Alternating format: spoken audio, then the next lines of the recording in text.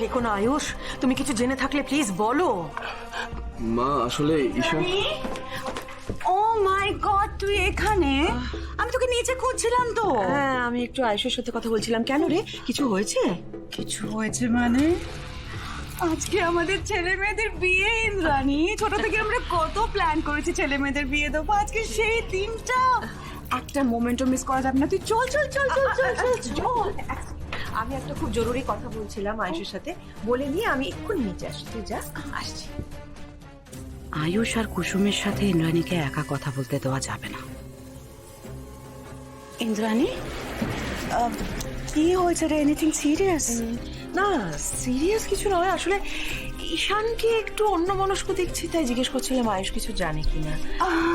ওটা নিয়ে তুই ভাবিস না। এখনকার জেনারেশন ওরা কি বলে বলতো, এটাকে বলে ওয়েডিং জিটার্স। হ্যাঁ, এখন বিয়ের আগে সব ছেলে মেয়েদের নাকি ভীষণ প্যালপিটেশন হয়।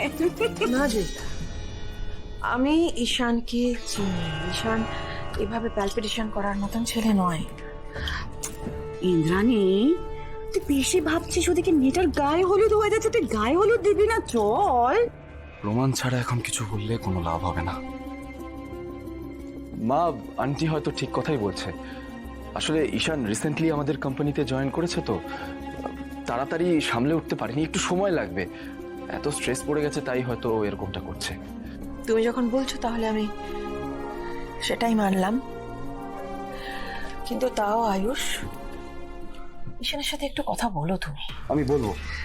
হ্যাঁ, কথা বলে নেবে। একদম কথা বলে নেবে কিন্তু। হ্যাঁ, তুই চল, তুই চল না আমার সাথে। চল, তাড়াতাড়ি চল।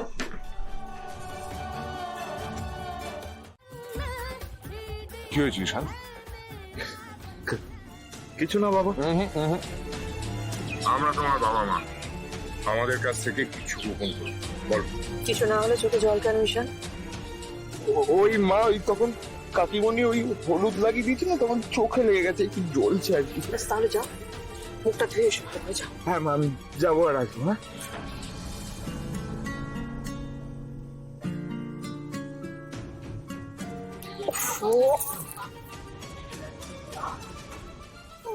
জয়িতা, তুই কি করিস বলতো? এরকম নাচানাচি করছিস, শরীর খারাপ লাগছে তো? তোর শরীরের কথা মনে নেই না? আরে সবাইকে এত আনন্দ করতে দেখে না আমি নিজেকে ধরে রাখতে পারছি না। তাহলে এরকম কেউ করে? শরীর খারাপ লাগছে তো?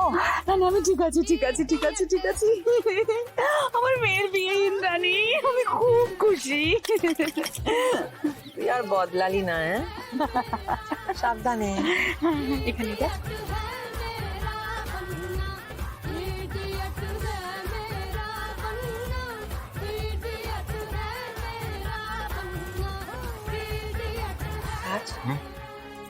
কি আড়াল করছে বলো তো? আমাদের থেকে ভালো লাগছে না তো আমার। তোমার এই সোনার ডিম পাড়া মুরগি এই বাড়ি থেকে খালি হাতে বেরোবে, তখন তুমি কি পাবে? নাথিং। তার থেকে তুমি আমার সাথে হাত মেলাও। দেবলীনা যদি জানে আমি ওকে এক্সপোজ করার জন্য আপনাকে সাহায্য করছি, তাহলে আমাকে মেরে ফেলবে। কিচ্ছু করতে পারবে না রোশন, কিচ্ছু না। তুমি আমার উপর ভরসা রাখো। এই এত আনন্দ, এত জাঁকজমকের মধ্যে দেবলীনা তার বিসর্জনের সুরটা শুনতেই পাচ্ছে না। তুমি আমাকে সমস্ত প্রমাণ জোগাড় করে দাও, তোমার কেরিয়ার আমি গড়ে দেবো। আর তুমি যদি সেগুলো না করো, তাহলে তোমার ক্ষতির কারণ হবে কিন্তু তুমি নিজেই। দেখো রোশন, তোমার সাহায্য নিয়ে হোক বা তোমাকে ছাড়া, আমি তো দেবলীনার সত্যিগুলো সামনে আনবই। নাও চয়েস ইজ ইয়ার্স। না না না না না না স্যার, আমি রাজি, আমি রাজি। Good choice. আমি জানতাম তুমি যথেষ্ট বুদ্ধিমান একটা ছেলে, নিজের জন্য অন্তত ঠিক ডিসিশনটাই নেবে। এটা তোমার কোম্পানির জন্য আমার তরফ থেকে অ্যাডভান্স ইনভেস্টমেন্ট। হ্যাঁ হ্যাঁ, না না, আসলে কি হয়েছে বলো তো? জয়িতা মানে দেবলীনার মা, ওর না হঠাৎ করে হার্ট অ্যাটাক হয়। হ্যাঁ, অবস্থা খুবই খারাপ হয়েছিল। সেই জন্য আমরা না না অপারেশন করতে হবে, কিন্তু ওর ভীষণ হাই সুগার, করা যাচ্ছে না তো অপারেশনটা। সেই জন্যই আমরা এখন মানে বিয়েটা জাস্ট দিয়ে দিচ্ছি।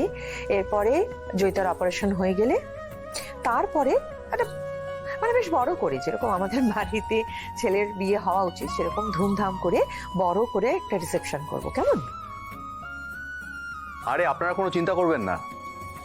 হ্যাঁ হ্যাঁ, আমাদের গাঙ্গুলি বাড়ির গেস্ট হাউসে আপনাদের সব থাকার ব্যবস্থা হচ্ছে, কোনো অসুবিধা হবে না আপনাদের, কেমন? সিদ্ধার্থ, হ্যাঁ দাদা। কেটারিং এর লোকেরা এসে গেছে? হ্যাঁ দাদা, এসে গেছে, আমি কথা বলে নিয়েছি। ঠিক আছে, ঠিক আছে। ওই মিডিয়াকে বলে দিস যে মানে বিয়েটা তো ক্লোজ ডোর হবে, তো ওই রিসেপশনটা ওরা কভার করতে পারে। হ্যাঁ বলে দিচ্ছি দাদা, তবে ওই পেজ থ্রি রিপোর্টাররা ওনারা বিয়েটাও কভার করতে চাইছেন। না না না না, ইন্দ্রাণী একদম একদম চায় না, কারণ দেবলীনা নাকি বলেছে যে বিয়েটা ক্লোজ হবে। ঠিক আছে, ওকে, আমি তাহলে অ্যাকর্ডিংলি সিকিউরিটিকে বলে হ্যাঁ, রাখছি। একদম হ্যাঁ, একদম একদম। ওকে ওকে। ম্যাডাম আপনি চা। Thank you. দীপালি, কুসুম কোথায়? কুসুমকে দেখতে পাচ্ছি না সকাল থেকে।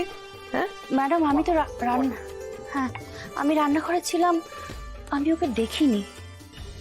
কি আশ্চর্য, ওকে আমি পুরো ডেকোরেশনের দায়িত্ব দিয়েছিলাম, সেটা কি করেছে জানি না। তারপরে সকালবেলায় শুনলাম জলসইতেও যায়নি। বলছি আমি কি একবার ওকে ডাকবো ম্যাডাম? হ্যাঁ যাও, ডাকো তো, বলো যে আমি ডাকছি। ঠিক আছে, আমি এই তো ম্যাডাম কুসুম। কুসুম, কি ব্যাপার তোমার? হ্যাঁ, সকাল থেকে তোমাকে দেখতে পাইনি কেন? জল সইতে যাওনি কেন সকালে?